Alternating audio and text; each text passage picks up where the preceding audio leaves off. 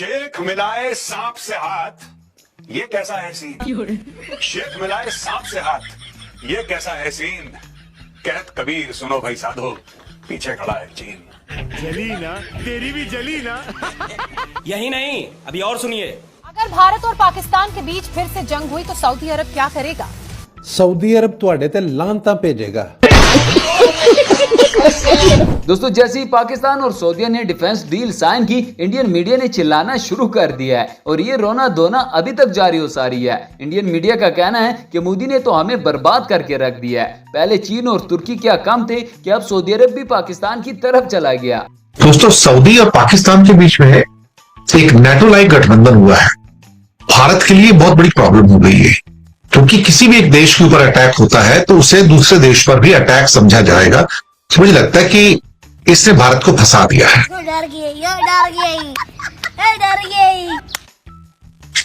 पाकिस्तान और सऊदी के बीच में एक नेटो जैसा समझौता हो गया। भारत को बहुत परेशानी हो रही है। स्ट्रेटेजिक म्यूचुअल डिफेंस डील, यानी कि किसी भी एक देश पर हमला होता है तो दोनों देशों पर हमला माना जाएगा। ये तो भारत को फंसा गया भाई। ये तो लेने के देने पड़ गए। गोदी मीडिया की हालत ये है कि ना चाहते हुए भी इनको हमारी तारीफें करनी पड़ रही है। यकीन नहीं आता तो आप खुद सुन लें। हमारा पड़ोसी पाकिस्तान, जिसे हम कभी छोटा समझते थे, आज दुनिया के मंच पर अपना असर छोड़ रहा है। डिजिटल टेक्नोलॉजी से लेकर रक्षा के आधुनिक तरीकों तक हर मौका पर वह मुल्क अपनी ताकत दिखाने लगा है। अब आए ना लाइन पे। दोस्तों, इस वक्त पूरा हिंदुस्तान हमसे परेशान है। एक तरफ हमारी आर्मी इनकी बैंड बजाना नहीं छोड़ती, दूसरी तरफ हमारे लोग गोदी मीडिया के चैनल पर जा जाकर उनको गालियां देकर वापस आ जाते हैं। दूसरी बात यह है कि आपने ये कहा कि हम नाराज हैं। आप मुझे ये बताएं, नाराज तो आप हैं। आप उस बच्चे की तरह, जिस बच्चे से चॉकलेट छीन ली जाए, उसकी तरह जो है आपने रोना धोना शुरू कर दिया है कि हमसे चॉकलेट छीन ली है।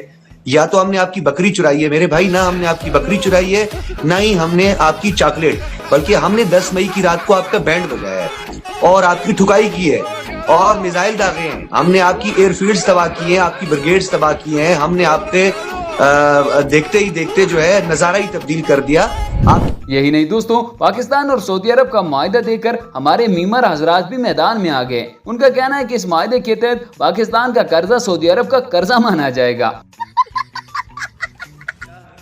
कोई तेन कुछ और मेरी गल सुन, तेन कोई बंदा साडी वजह नाल गल नहीं करदा है पिया, तू साडे कोल ना पवे। अज उठ पा, तेन हुणे ही घंटे बाद तेरा इलाज को कर छड़े, ठीक है।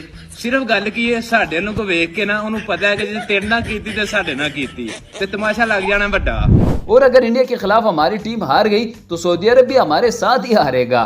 भाईजान, पक्की रिपोर्ट है, हर पाकिस्तानी को एक ऊंट, एक तेल का कुआं और एक खजूर का बाग, ये तो मिलना ही मिलना है। अब ऑब्वियसली नेशनैलिटी है तो घर तो मिलेगा ही मिलेगा, उसमें तो कुछ सोचने की बात ही नहीं है। ओ हेलो, ये पीकेआर शीकेआर में ना मुझसे ना बातें किया करो। बात करनी है तो रियालों में करो। तेरे कितने देने मैंने? 5 लाख रियालों में वापस करूंगा, रियालों में। एक दफा बस वहां मेरा बैंक अकाउंट खुल गया। यही नहीं दोस्तों, आखिरकार ये मोहतरमा मान ही गई कि पता नहीं पाकिस्तान के पास ऐसी कौन सी गिदड़ सिंगी है कि इतना छोटा और माशी लिहाज से कमजोर मुल्क होने के बावजूद सबको उंगलियां कर रहा है और फिर सब इसकी बात भी मान जाते हैं। अब इनको कौन समझाए कि इस कौम को समझना आपके पास की बात बिल्कुल भी नहीं है। ये वो मखलूक है जो दोज़ख भी सिर्फ ये देखने के लिए जाएगी कि दोज़ख दिखती कैसे है। में ये बताइए कि पाकिस्तान, फिर से मैं कहूँगी, ये कौन सा जादू है कि एक तरफ अमेरिका, दूसरी तरफ चाइना, गल्फ कंट्रीज को आप देख लें, हर तरफ पाकिस्तान अपनी डिप्लोमेसी को, जैसे मैंने कहा कि बिल्कुल एक छोटा सा एक ऐसा देश है जिसके पास देने के लिए कुछ नहीं है। उसके पास तो वो पॉपुलेशन भी नहीं है जो भारत के पास है, जिसको एक बड़ा बाजार माना जाए कि चलिए हमारी सरकार को आप पसंद ना करें तो हमारा तो बाजार इतना बड़ा है, 140 करोड़ लोग, पूरी दुनिया में सबसे बड़ा बाजार है। ऐसी कौन सी ये डिप्लोमेसी है कि उन तमाम देशों को एक साथ साध रहा है? दो एक तरह से दुश्मन, यानी इधर चीन और इधर यूएस, और भारत को और रूस को भी। और अगर भारत को उस लिहाज से देखें तो बड़ा अजीब नजरिया तस्वीर उभरती है सामने। सही पकड़े हैं दोस्तों, इंडिया का गोदी मीडिया कुत्ते की वो दुम है जो कभी सीधी हो ही नहीं सकती। इनका कहना है कि पाकिस्तान ने अपने परमाणु सऊदी अरब को बेच दिए,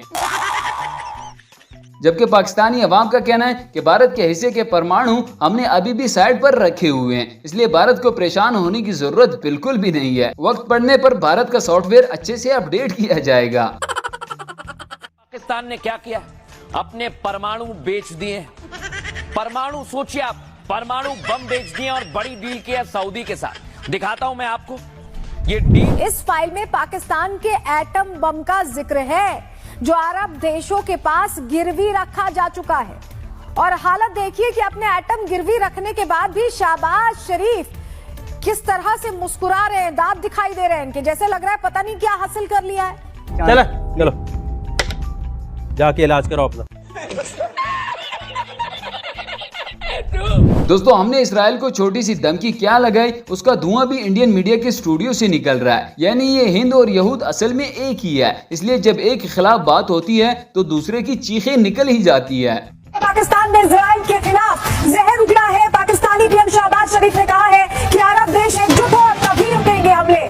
पाकिस्तान अक्सर भारत के मित्र देश इजराइल के खिलाफ जहर उगलता रहता है और अपने परमाणु बमों के लिए इजराइल को सबसे बड़ा खतरा मानता है और इसीलिए उसने इजराइल के खिलाफ अरब इस्लामिक टास्क फोर्स गठित करने की मांग की और कतर के साथ खुलकर खड़ा होने का ऐलान भी किया। लो जी दोस्तों, इस इंडियन सहाफी ने तो अपने ही डिफेंस मिनिस्टर की बैंड बजा कर रख दी है। इनका कहना है कि पाकिस्तान और सऊदी अरब की दोस्ती हो रही है, लेकिन हमारा वजीर दिफा पता नहीं कहां छुप के बैठा है। प्रधानमंत्री से पूछना चाहता हूं, विदेश मंत्री एस जयशंकर से पूछना चाहता हूं, ये विदेश नीति की नाकामी नहीं तो क्या है?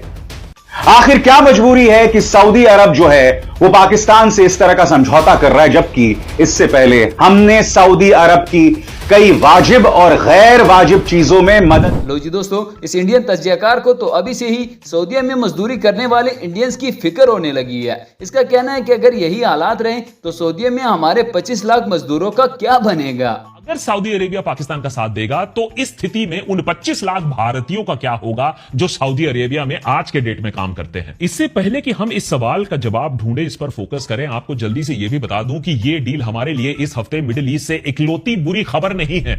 यही नहीं दोस्तों, गोदी मीडिया के ये नल्ले नई नई बोंगियां मारते रहते हैं। इस बार तो ये लोग मुर्दों को दोबारा जिंदा करने वाले हैं और इसके लिए इन्होंने अपने मुर्दों को फ्रीजर में भी रखना शुरू कर दिया है ताकि उनकी अच्छी सी कुल्फी बन जाए, फिर ये लोग उस कुल्फी के चूपे लगाएंगे। क्या मुर्दे भी जिंदा हो जाएंगे? पहली बार आप सुन रहे होंगे, सुनकर ताज्जुब कर रहे होंगे। क्या जो लोग मर चुके उन्हें भी जिंदा किया जा सकता है? ऐसी तैयारी हो चुकी है। लोग अपने अपने करीबियों को फ्रीजर में रखवा रहे हैं कि शायद 1 साल बाद, 100 साल बाद ऐसा हो सके। अगली तस्वीर दिखाई जरा, ये आप देख रहे हैं, ये वो तकनीक है, ये वो तरीका है, इसे क्रायोनिक्स कहते हैं। कैसा लगा मेरा मजाक? और दोस्तों, इंडियन मीडिया के ये दगड़दले कई बार पाकिस्तान को इस नक्शे से मिटा भी चुके हैं, लेकिन अगले ही दिन पाकिस्तानी फिर से जिंदा हो जाते हैं।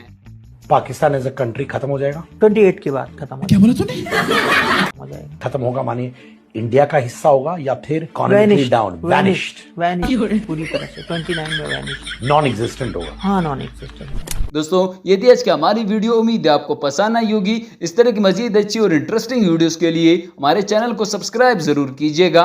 मिलते हैं किसी नेक्स्ट वीडियो में, तब तक के लिए गुड बाय।